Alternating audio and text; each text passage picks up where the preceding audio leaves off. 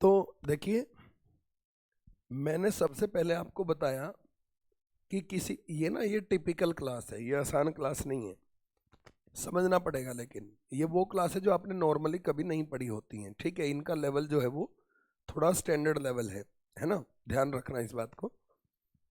तो मैंने कहा कि मॉडल जो है वो इंडेफिनेट में दो टाइप का होता है, एक एक्टिव एक पैसिव। तो पहले मैं आपको सिखा रहा हूँ एक्टिव कब लिखना है, पैसिव कब लिखना है, कैसे लिखना है। तो यदि सब्जेक्ट उस काम को खुद ही कर रहा है तो ये डूअर है, ठीक है। और सब्जेक्ट उस काम को ना करके कोई और उस काम को कर रहा है तो सब्जेक्ट रिसीवर है। जब रिसीवर है तो पैसिव लिखना होता है, जब डूअर है तो एक्टिव लिखना होता है। अब आते हैं इससे अगली बात पे, और अब अगली बात में हम ये सीखते हैं कि देखिए, अगली बात में हम ये सीखते हैं कि मॉडल को परफेक्ट में कैसे लिखना है। भाई, यदि आप मुझसे अच्छे से पढ़े हैं तो मैंने आपको बताई है एक बात, इंग्लिश में परफेक्ट का अपना एक मतलब होता है। आप लोग परफेक्ट का मतलब क्या मान लेते हो? आप लोग मान लेते हो हैज, हैव, हैड, हैविंग। ये शब्द कहीं पर आपको दिखाई आए तो आप इन्हें परफेक्ट मान लेते हैं, जबकि मैं पहले ही आपको बता चुका हूं, हैव का फॉर्म प्लस थर्ड फॉर्म, जब तक ये दोनों चीजें साथ नहीं होती तब तक परफेक्ट नहीं होता। परफेक्ट तभी होगा जब हैव का फॉर्म प्लस थर्ड फॉर्म साथ रहेगा। तो परफेक्ट का इंग्लिश में मतलब फिक्स है कि हैव का फॉर्म उसके बाद थर्ड फॉर्म। जब ये दो चीजें एक ही जगह पर हों तब आप उसे परफेक्ट कह सकते हैं। तो मॉडल को परफेक्ट में लिखना है तो पहले तो आप मॉडल लिखिए, फिर आप उसे परफेक्ट में लिखिए। अब परफेक्ट में लिखना है तो ये पहली वर्ब हो गया, तो दूसरी वर्ब जो भी आए वो V1 में आएगी। तो V1 में आएगी तो हैव का V1 हैव हो गया, और ये थर्ड फॉर्म हो गया। तो जब मॉडल प्लस हैव हो, यदि देखिए दोनों में अंतर समझिए, मॉडल प्लस हैव है और फुल स्टॉप है तो ये इंडेफिनेट है। मॉडल का इंडेफिनेट केस है ये, क्योंकि हैव से कुछ नहीं होता, परफेक्ट नहीं बोल सकते हैव से। जब हैव के बाद थर्ड फॉर्म आया तब आप उसे परफेक्ट बोल सकते हैं। जब हैव के बाद थर्ड फॉर्म आया तब उसे परफेक्ट बोल सकते हैं। तो ये मॉडल का यूज इंडेफिनेट है और ये मॉडल का यूज परफेक्ट है। ये मॉडल का यूज परफेक्ट है, ये मॉडल का यूज इंडेफिनेट है। तो ये कौन सा यूज है? एक्टिव। यानी कि जो सब्जेक्ट है वो क्या है? डूअर। दिमाग में फिट रखो, सब्जेक्ट जो है वो क्या है? डूअर है, ठीक है। अब हमने कहा कि चलिए मॉडल के बाद यदि आपको पैसिव भी लिखना है और परफेक्ट भी लिखना है तो पैसिव के लिए होता है भाई बी का फॉर्म प्लस थर्ड फॉर्म। जैसे इसके लिए हैव का फॉर्म प्लस थर्ड फॉर्म होता है परफेक्ट के लिए, ऐसे ही बी का फॉर्म प्लस थर्ड फॉर्म होता है पैसिव के लिए। अब आपको मॉडल परफेक्ट में भी लिखना है और पैसिव में भी। तो परफेक्ट में लिखने के लिए हैव प्लस थर्ड फॉर्म लिख दिया हमने, लेकिन यदि हमें पैसिव भी लिखना है तो हम एक काम करते हैं, यहां पर एक और थर्ड फॉर्म लगा देते हैं, और ये जो थर्ड फॉर्म है ये बी का लिख देते हैं। तो बीन प्लस थर्ड फॉर्म, तो modal plus have plus been plus third form, ये मॉडल का परफेक्ट रूप है, और पैसिव रूप है। परफेक्ट रूप है और पैसिव रूप है। पैसिव कब लिखना है? जब सब्जेक्ट कैसा हो? रिसीवर हो। तो बड़ा सिंपल है कि मॉडल का परफेक्ट रूप क्या है, मॉडल का इंडेफिनेट रूप क्या है। ये तो बच्चों आप ध्यान नहीं देते, वरना है तो कुछ भी नहीं कहानी। एक बार फिर से रिपीट करते हैं, देखो मॉडल प्लस V1 बस। अब ये V1 चाहे प्ले हो, चाहे हैव हो, चाहे बी हो, चाहे डू हो, यदि एक ही शब्द में वर्ब है तो ये इंडेफिनेट का एक्टिव रूप है, इंडेफिनेट का एक्टिव रूप। दूसरा, यदि मॉडल के बाद बी आ गया और उसके बाद थर्ड फॉर्म आ गया तो ये मॉडल के इंडेफिनेट का पैसिव रूप है, पैसिव रूप, क्योंकि बी प्लस थर्ड फॉर्म भी आ गया और मॉडल के बाद V1 भी आ गया। परफेक्ट इसलिए नहीं है क्योंकि परफेक्ट के लिए हैव प्लस थर्ड फॉर्म होना चाहिए। तीसरा, मैंने कहा मॉडल के बाद हैव आया और थर्ड फॉर्म आया तो हैव प्लस थर्ड फॉर्म मतलब परफेक्ट, तो ये मॉडल का परफेक्ट रूप है। अब इसमें बी प्लस थर्ड फॉर्म तो है नहीं, तो इसलिए ये मॉडल का एक्टिव रूप है। और इसी तरह model plus have plus third form आ गया क्योंकि बीन थर्ड फॉर्म है तो ये परफेक्ट हो गया, और been plus third form passive हो गया, तो ये परफेक्ट का पैसिव है। तो अब बड़ी सिंपल सी बात है, जब एक्टिव लिखना है तो सब्जेक्ट आपका डूअर होगा, जब पैसिव लिखना है तो सब्जेक्ट आपका रिसीवर होगा। जब एक्टिव लिखना है तो सब्जेक्ट आपका डूअर होगा, और जब आपको पैसिव लिखना है सब्जेक्ट आपका रिसीवर होगा। तो हमें यह तो समझ में आ गया कि एक्टिव कब लिखना है और पैसिव कब लिखना है, लेकिन अभी भी एक बात बची हुई है कि मॉडल का इंडेफिनेट रूप कब लिखना है। ये ऊपर इंडेफिनेट है और नीचे परफेक्ट है। तो अब आते हैं इस पर कि इंडेफिनेट कब लिखना है और परफेक्ट कब लिखना है, और इसके बाद करेंगे इसके कुछ एग्जाम्पल्स, कुछ क्वेश्चन। देखिए, बहुत अच्छे से देखिए, बहुत अच्छे से देखिए, बहुत इंपॉर्टेंट है। देखो बच्चों, जो बात जैसे हुई थी, हुई है या होगी वैसे ही कहनी है, वैसे ही कहनी है, तो मॉडल का प्रयोग इनडेफिनेट में करते हैं। ये बात आपको ऐसे समझ में नहीं आएगी एग्जाम्पल के बिना। मॉडल को इनडेफिनेट में कब लिखते हैं, देखिए, जैसे मैंने कहा I can swim across the river और I could swim across the river. I could swim across the river. देखिए, इसका मतलब है कि मैं नदी तैर के पार कर सकता हूं, मुझ में भी कैपेसिटी है। मतलब मैं, इसका मीनिंग क्या है, मैं तैर के पार कर सकता हूं, और कहना भी यही चाहता है। दूसरा, आई could swim across the river, मैं नदी तैर के पार कर सकता था, पास्ट में कर सकता था, हाँ कर सकता था, यही कहना चाह रहा हूं, यही मतलब है। जब आपको जो बात कहनी है वैसे ही कहनी है तो आप मॉडल का प्रयोग इंडेफिनिट के रूप में करते हैं। आपने कहा सर ये क्या बात हुई, ये सही बात हुई, तुम इससे समझोगे। मॉडल का परफेक्ट में प्रयोग कब करना है, मॉडल का परफेक्ट में प्रयोग कब करना है, ध्यान से सुनना। जैसा आपने लिखा हुआ है, जैसा आपने लिखा हुआ है उसका उल्टा सत्य होता है। देखिए, मैंने कहा I could have helped you if you had given, if you had given me money। ध्यान से देखिए भाई, इसी बेस पर बहुत सारे क्वेश्चन भरने हैं आपको। ये मॉडल है कुड, ये हैव है, ये थर्ड फॉर्म है, परफेक्ट नहीं है। इतना ही पढ़ो सिर्फ, I could have helped you, could मतलब पास्ट, हेल्प मतलब मदद की। देखिए ये आपको तब लिखना होता है कि जो पास्ट में हुआ ना उसका उल्टा आप लिख रहे हैं।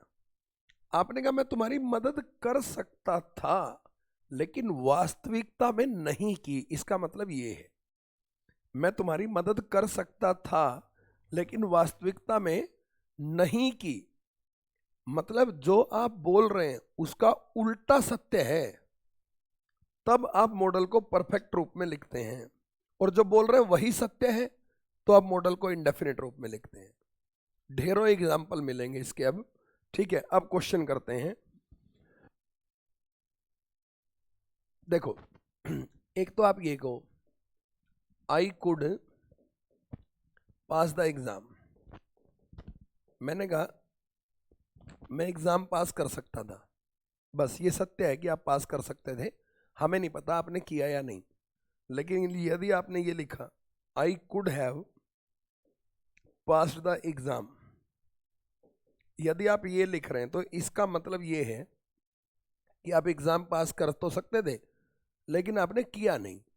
ये आपका ऐसा है जैसे मान लो मैंने कहा यदि मैं सावधान होता तो मेरी जेब नहीं कटती।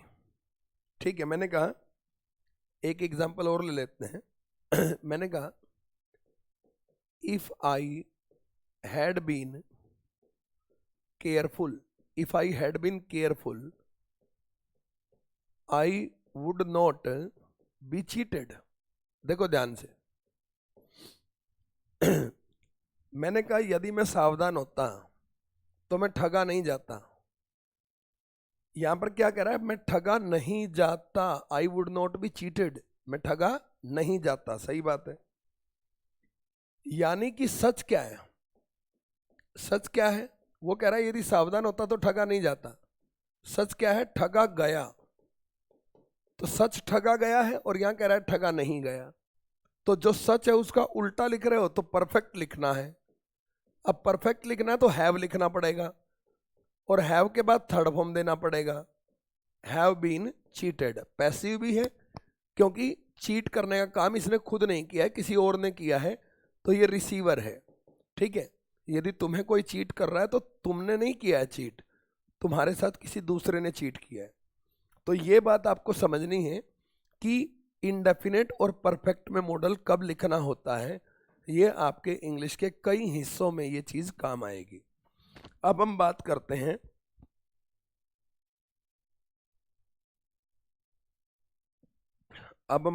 हैं मॉडल की स्ट्रक्चर बेस्ड पूरी प्रैक्टिस की, जो आज पढ़ा इसके बेस की प्रैक्टिस।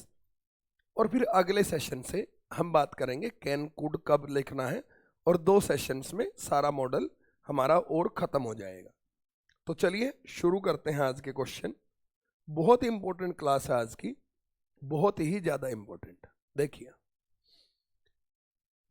पेपर में क्वेश्चन कुछ इस तरीके से आएंगे, यदि बुद्धि का प्रयोग करोगे, जितना मैंने पढ़ाया है उतने की जरूरत नहीं पड़ेगी अप्लाई करने की, लेकिन हाँ कुछ चीजें तो बड़ी मजेदार हैं। देखिए पहला, Netaji the hero of modern India dash remembered. देखिए यहां पर थर्ड फॉर्म आया है, ठीक है, तो आपको ये तो पता है इंग्लिश में वर्ब ऐसे चलती हैं, सब्जेक्ट अपना प्रभाव पहली पे डालता है, पहली दूसरी पे डालती है, दूसरी तीसरी पे, तीसरी चौथी पे, तो ये आखिरी वर्ब है। अब थर्ड फॉर्म आया है तो इतना जान लो इंग्लिश में थर्ड फॉर्म के बारे में भैया इतनी तो अकल होनी चाहिए, या तो हैव प्लस थर्ड, हैव का फॉर्म प्लस थर्ड फॉर्म होता है इंग्लिश में, हैव का फॉर्म प्लस थर्ड फॉर्म, या तो इसके बाद थर्ड फॉर्म आता है, और या बी का फॉर्म प्लस थर्ड फॉर्म। ये 2 ही बातें हो सकती हैं, अन्य किसी के बाद भी थर्ड फॉर्म नहीं आ सकता। और ये भी आपको पता है कि इसका नाम परफेक्ट है और इसका नाम पैसिव है, तो दिमाग ठीक से लगाना है। तो देखो इसका आखिरी वर्ड क्या है, बी, ये लिखते हैं तो पैसिव बनेगा। इसका आखिरी वर्ड है तो ये लिखते हैं तो एक्टिव बनेगा। इसका आखिरी वर्ड है बी, ये लिखते हैं तो पैसिव बनेगा। इसका आखिरी वर्ड है बी, ये लिखते हैं तो पैसिव बनेगा। तो 3 ऑप्शन लिखने से ये पैसिव बनेगा और 1 ऑप्शन लिखने से ये एक्टिव बनेगा। तो पहले तो ये तय कर लें कि ये एक्टिव है या पैसिव। तो हम कह रहे हैं नेताजी, जो नेताजी हैं, जो हीरो हैं मॉडर्न इंडिया के, उन्हें याद करना चाहिए। तो नेताजी खुद को खुद याद करेंगे कि उन्हें कोई और याद करेगा? तो नेताजी सब्जेक्ट हैं, नेताजी मतलब सुभाष चंद्र बोस जी, उनको खुद को खुद याद करना चाहिए कि कोई और याद करेगा? तो याद करने का काम तो कोई और करेगा, यानी कि ये डूअर नहीं है, ये रिसीवर है। और रिसीवर हैं तो ये ऑप्शन कट गया, एक्टिव और पैसिव से ही एक ऑप्शन आपका कट गया। अब हमने देखना है कि भैया तीनों में बी है, तो इसका मतलब यहां तो बी पक्का आएगा, तीनों में बी है तो बी रिमेंबर्ड। अब हमें देखना है कि यहां माइट है, यहां ओट टू है, यहां ओट नॉट टू है।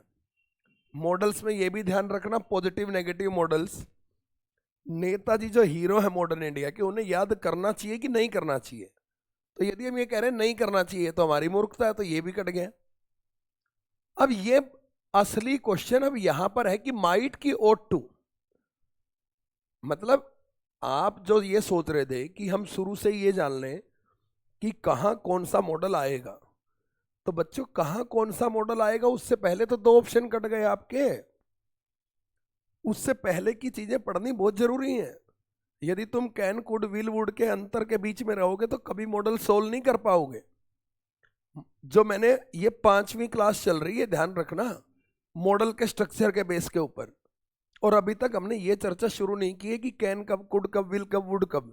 ये वाला सिलेबस मॉडल में 30% है, जो स्ट्रक्चर वाला सिलेबस है वो 70% है। तो बहुत अच्छे से समझने की जरूरत है आपको इससे पिछले सेशंस। तो अब ये हम अभी पढ़ेंगे, लेकिन इसका उत्तर ये होगा क्योंकि मोरल ऑब्लिगेशन के लिए ओट आता है, ये नहीं आता। आगे चलते हैं। चिल्ड्रन डैश टोट, टीच टोट टोट थर्ड फॉर्म है, तो थर्ड फॉर्म के पहले या तो हैव का फॉर्म आएगा या बी का फॉर्म। अब यहां पर बी का फॉर्म है, यहां पर हैव का फॉर्म है, यहां पर बी का फॉर्म है, यहां पर बी का फॉर्म है। तो be plus third form passive बनाएगा और ये एक्टिव बनाएगा। तो अब देख लेते हैं। बच्चे जो हैं वो पढ़ाते, देखिए टीच होता है पढ़ाना, बच्चे पढ़ाते नहीं है, बच्चे पढ़ते हैं। तो पढ़ाने का काम बच्चे नहीं कर सकते, तो इसलिए ये रिसीवर है, और रिसीवर है तो पैसिव आएगा, पैसिव आएगा तो ये ऑप्शन कट गया, क्योंकि हैव प्लस थर्ड फॉर्म तो परफेक्ट होता है और एक्टिव होता है, और be plus third form passive होता है। ये बातें याद होंगी तो कर पाओगे, नहीं होंगी तो नहीं कर पाओगे भैया, ध्यान देना।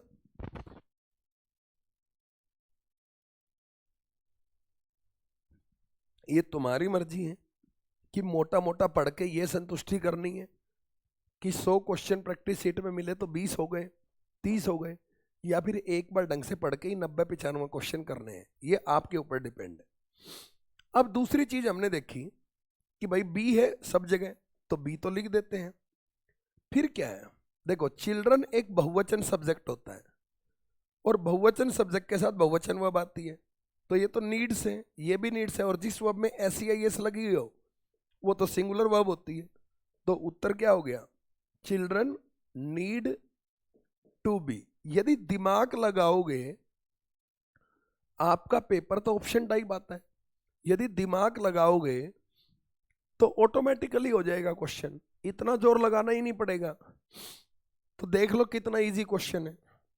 आगे बढ़ते हैं और कुछ और चमत्कारिक क्वेश्चन आपके सामने लाते हैं।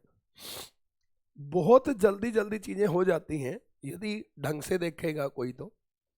देखिए वी डैश अलाउ, ये अलाउ क्या है, ये V1 है, तो यहां पर जब वर्ब आएगी वो इसको अफेक्ट करेगी।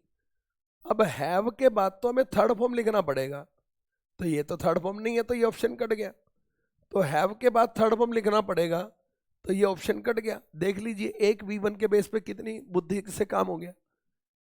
अब यहां पर ये पॉजिटिव मॉडल है और ये नेगेटिव मॉडल है, तो अब आपको देखना पड़ेगा थोड़ा कैन की ओट टू, लेकिन इस परफेक्ट और इंडेफिनिट के यूज से ही आपके आधे उत्तर तो कट गए। यदि आपको मॉडल के इंडेफिनिट रूप की और परफेक्ट रूप की समझ है तो फिर आधे ऑप्शन तो यहीं पर एलिमिनेट हो गए। वो अभी हम पढ़ेंगे कि कैन कब लिखना और टू कब लिखना है, वो हम अलग से पढ़ेंगे। हम ये कह रहे हैं कि we allow the work to continue beyond the end of the year. भाई हम इसको अलाउ नहीं कर सकते इस साल के अंत तक, या हमें इसे अलाउ करना चाहिए इस साल के अंत तक। तो काम करने की लिमिट होती है, इसलिए नोट वाली सेंस ज़्यादा बेहतर है। ये हम बाद में पढ़ेंगे, ये अभी हमने पढ़ा नहीं है। मॉडल का पॉजिटिव और नेगेटिव यूज और मॉडल में इंडिविजुअल यूज। दरअसल मैं आपको बताऊं, मॉडल के जो क्वेश्चन आते हैं पेपर में, वो 70% क्वेश्चन तो यही आते हैं, इंडेफिनेट, परफेक्ट, एक्टिव और पैसिव। ठीक है, उसके बाद 15% क्वेश्चन आते हैं कि मॉडल पॉजिटिव आएगा कि नेगेटिव आएगा, और बाकी 15 आते हैं कि कैन कब, कुड कब, विल कब, वुड कब, शैल कब, शुड कब। ये बाकी 15% होते हैं। तो भैया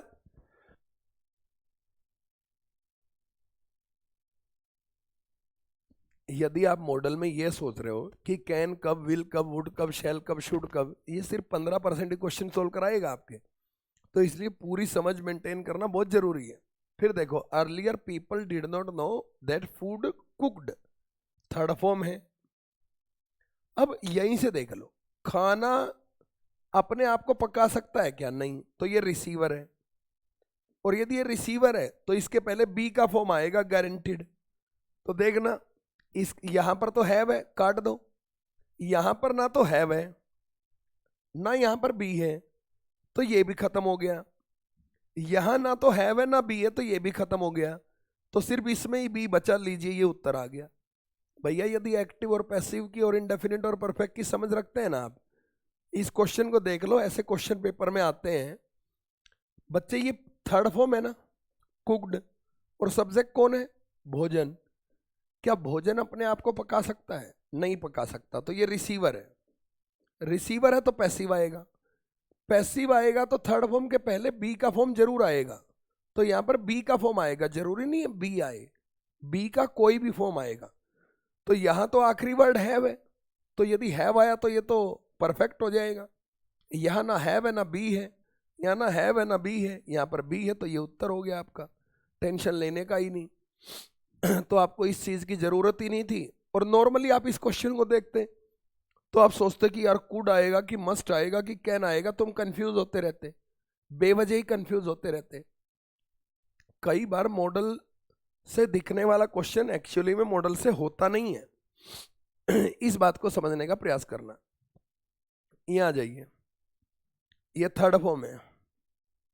अब थर्ड फॉर्म है, I return to her but I didn't get time. तो लिखना किसको था? मुझे लिखना था, तो एक्टिव वॉइस है। ठीक है, अब थर्ड फॉर्म है, थर्ड फॉर्म है तो यहां पर हैव आएगा। अब देखो, इसमें हैव नहीं है, काट दो। इसमें हैव नहीं है, काट दो। इसमें हैव है, इसमें हैव है।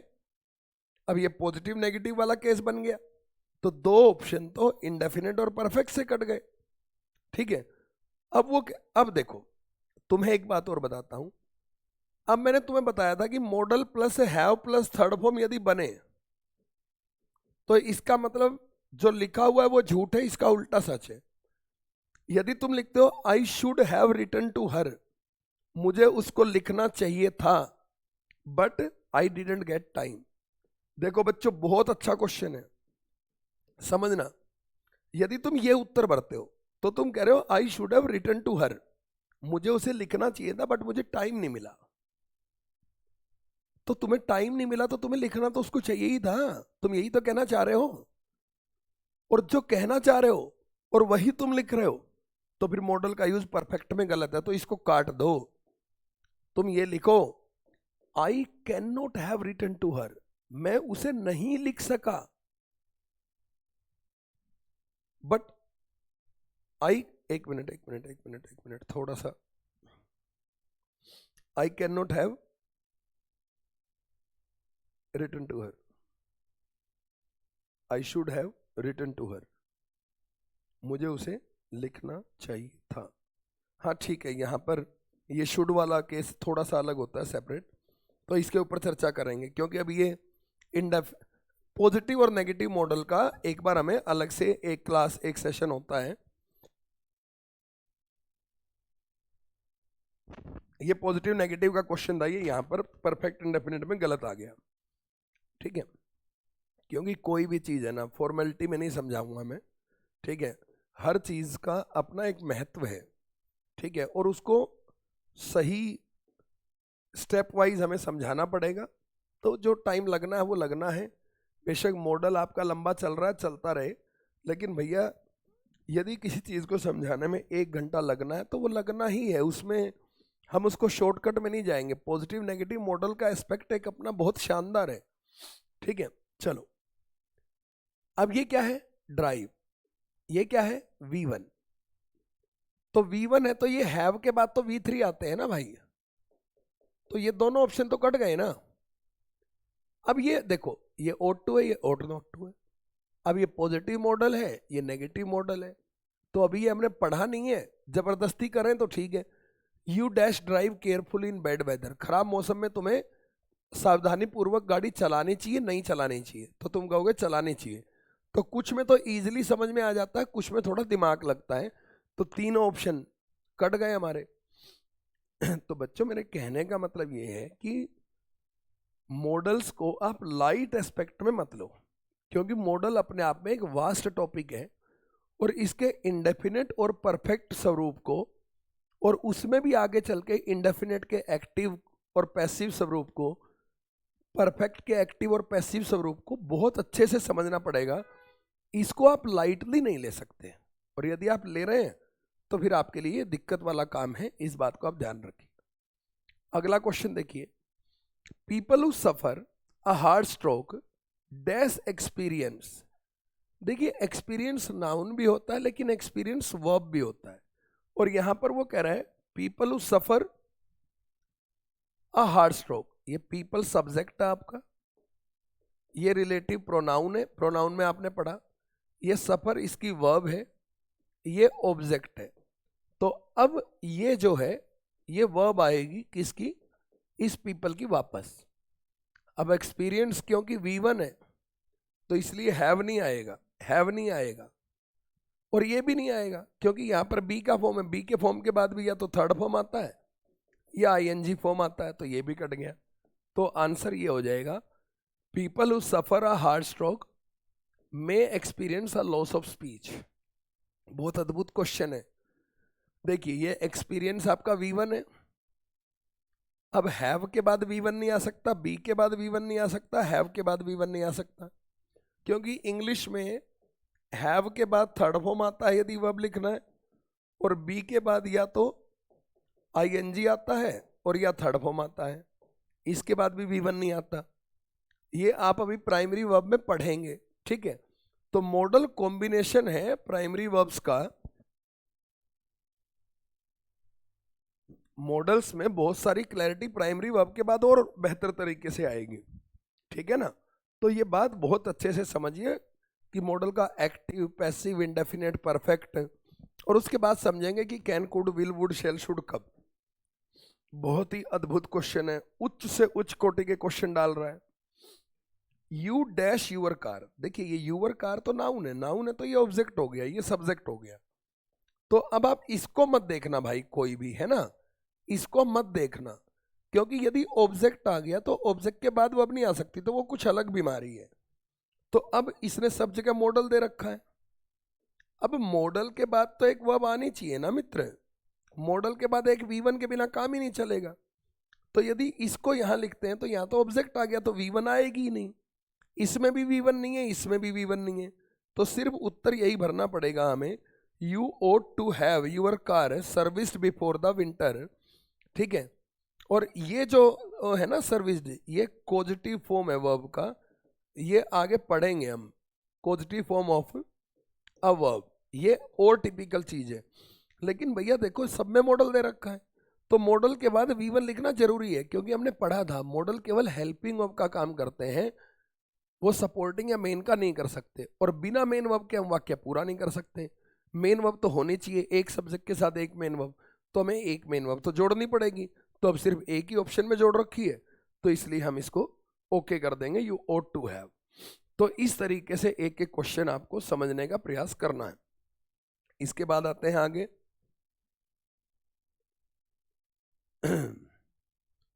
अद्भुत क्वेश्चन है, मजा उच्च कोटि का आएगा।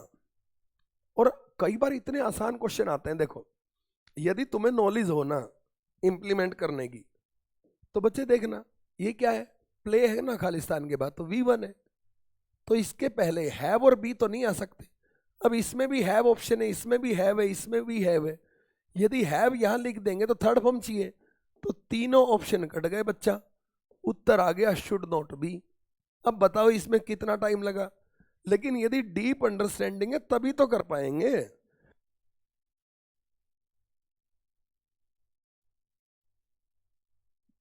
आप में से किसी को भी यदि ये लगता हो कि यार इसको बिना अंडरस्टैंडिंग के आप कर पाओगे, तो आप गलत सोच रहे हैं। भैया ये मॉडल है, मॉडल के बाद V1 आ सकता है, हैव के बाद नहीं आ सकता, हैव के बाद थर्ड फॉर्म आएगा। तो कितना गजब क्वेश्चन है, सोच के देखो। फिर अगला देखो, you dash a little bit हो गया एक टाइप से object, you dash little bit more careful, आपको और केयरफुल होना चाहिए। बड़ा अच्छा क्वेश्चन है। अब सब में मॉडल है, ठीक है जी, मॉडल है। सबसे पहले ये ऑप्शन कटेगा। क्यों कटेगा? क्योंकि यदि हम यहां कैन लिखते हैं तो यहां पर कोई दूसरी वर्ब है ही नहीं, कोई वर्ब पीछे नहीं है, और मॉडल के बाद एक वर्ब जरूर होनी चाहिए, तो ये तो कट गया, कैन तो कट गया, क्योंकि यहां पर भी वर्ब नहीं है और यहां पर भी नहीं है। अब यहां पर हैव दे रखा है और यहां पर हैव बीन दे रखा है। अब सवाल ये है, यदि हम ये लिखते हैं तो हमारी ये हो जाएगी हेल्पिंग वर्ब, ये हो जाएगी मेन वर्ब। ध्यान से समझो, ये लिखते हैं तो ये हो जाएगी हेल्पिंग वर्ब, ये हो जाएगी मेन वर्ब। और यदि ये लिखते हैं तो ये हो जाएगी हमारी हेल्पिंग वर्ब, ये हो जाएगी सपोर्टिंग वर्ब, और ये हो जाएगी मेन वर्ब।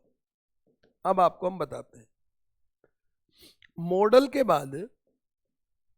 के बाद यदि आपको मेन वर्ब बी और हैव में से छांटनी है, तो सिंपल सी बात सुनो भाई, जब किसी चीज के अधिकार की बात हो तो हैव को छांटना, और जब सिर्फ जानकारी देने की बात हो, जानकारी देने की, तो बी को चुनना। मैंने कहा तुम जो है लिटिल बिट मोर केयरफुल हो सकते थे, तो सिर्फ जानकारी दे रहे हैं हम, काम कुछ नहीं हो रहा।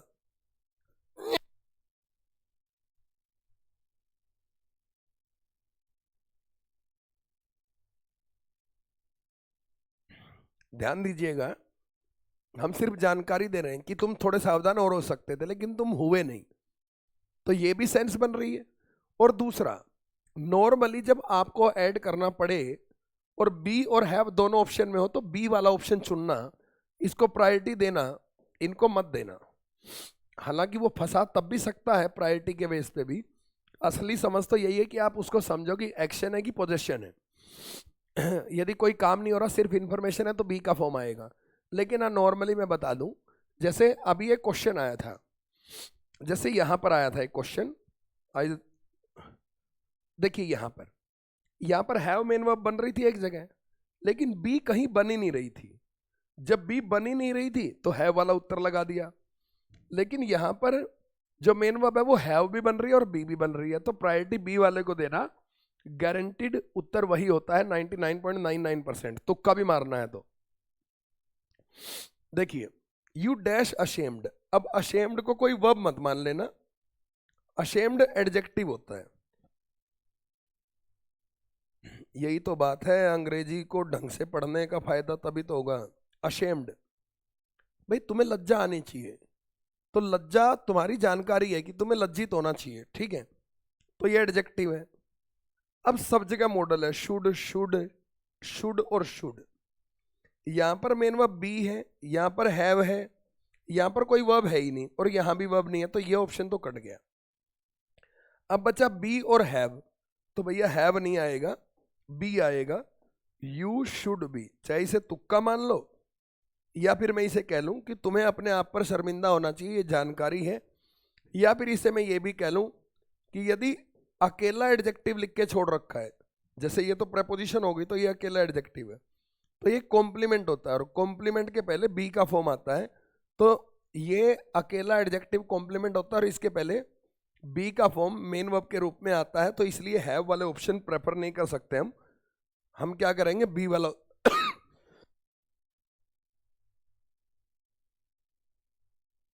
बी को मेन वर्ब बनाने वाला ऑप्शन हम चुनेंगे, बी को मेन वर्ब बनाने वाला ऑप्शन हम चुनेंगे।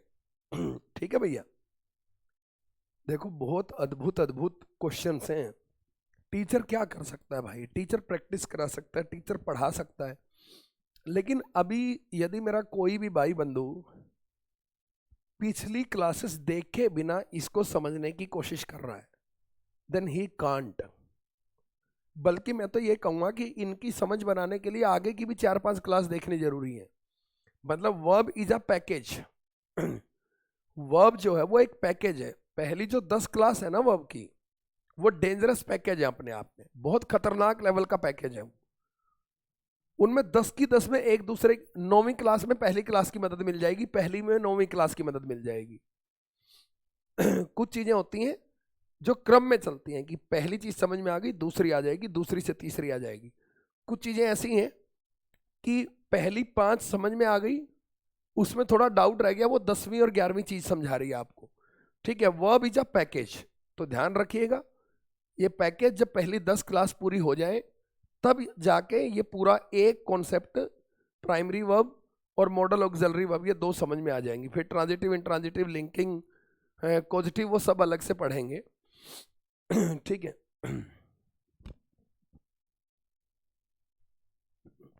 देखिए बिल्कुल सीधी सी बात है कि हैव के फॉर्म के बाद कॉम्प्लीमेंट नहीं आ सकता, और अकेला एडजेक्टिव कॉम्प्लीमेंट का काम करता है, तो कॉम्प्लीमेंट का बी के फॉर्म के बाद ही आ सकता है। अब ये चीज आपको कब पता चलेगी, जब आप कॉम्प्लीमेंट समझेंगे, जब आप और अन्य सारी चीज समझेंगे। चलिए आगे बढ़ते हैं और कुछ अन्य क्वेश्चन करते हैं। देखिएगा ध्यान से, हमारी कोशिश ये है कि हम आपको ज्यादा से ज्यादा प्रैक्टिस कराएं, अच्छे से अच्छे क्वेश्चन कराएं। Look, our company get, get होती है V1, V1 है तो ये ऑप्शन कट गया सीधा। उसके बाद देखिए आवर कंपनी सिंगुलर सब्जेक्ट है, ठीक है। अब सिंगुलर सब्जेक्ट है तो यदि डेयर लिख दिया, डेयर नोट तो मॉडल होता, ये तो डेयर है। अब डेयर है तो सिंगुलर सब्जेक्ट के साथ तो डेयर्स होना चाहिए था, तो ये भी कट गया। अब ये आ गया नेगेटिव मॉडल, ये आ गया पॉजिटिव मॉडल। अब ये नेगेटिव पॉजिटिव में हमें सीखना है, अभी उत्तर नहीं देना है, देंगे भी नहीं, क्योंकि ये उत्तर ऐसे आएगा भी नहीं। तो नेगेटिव पॉजिटिव वाली मॉडल की एक क्लास के 15-20 मिनट के भाग में हम चर्चा करेंगे।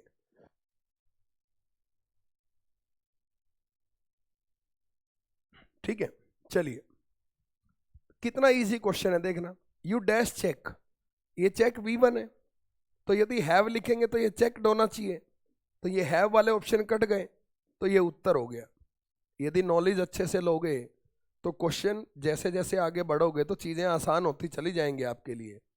Just have a look on this question, ठीक है, मतलब कितना सिंपल है, कितना इजी है, कुछ भी नहीं है इस क्वेश्चन में। ठीक है, फिर देखिए, I waited all the evening in fond hope that he call, call है ना, V1 है, तो हैव वाले दोनों ऑप्शन कट गए। अब ये नेगेटिव मॉडल है, ये पॉजिटिव मॉडल है। अब तुम समझ लो हमने इतने क्वेश्चन कर लिए, एक भी क्वेश्चन इस बेस पर सोल्व नहीं हुआ कि कैन कब, कुड कब, विल कब, वुड कब, अलग ही कहानी पे सोल्व हो रहे हैं। जबकि इन क्वेश्चन को तुम पेपर में देखते तो तुम्हें ये क्वेश्चन 100% मॉडल के लगते, और जब तुम्हें 100% मॉडल के ये क्वेश्चन लगते तो सोच के देखो, कंपेयर करके देखो एक बार, कि जब तुम्हें 100% ये मॉडल के क्वेश्चन लगते तो तुम सोच के बताओ कि कितनी बड़ी मिसअंडरस्टैंडिंग की दुनिया में तुम जी रहे हो इंग्लिश में। ठीक है, तो ये आपको समझने की जरूरत है। चलिए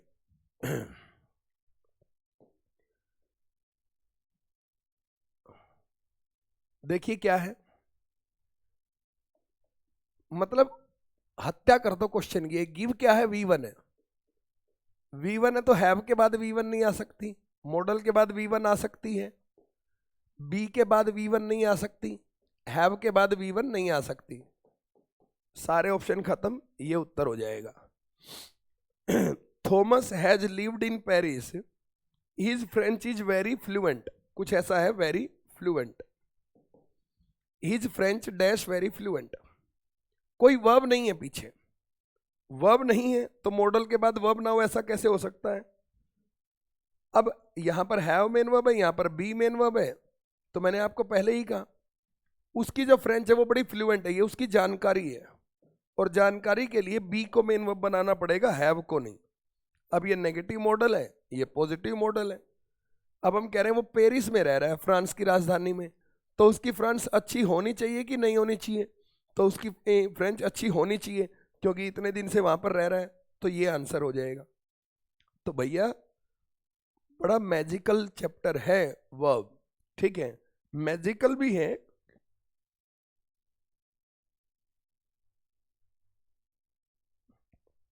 मैजिकल भी है, डीप भी है, कॉन्सेप्ट क्लैरिटी वाला चैप्टर है, ठीक है जी।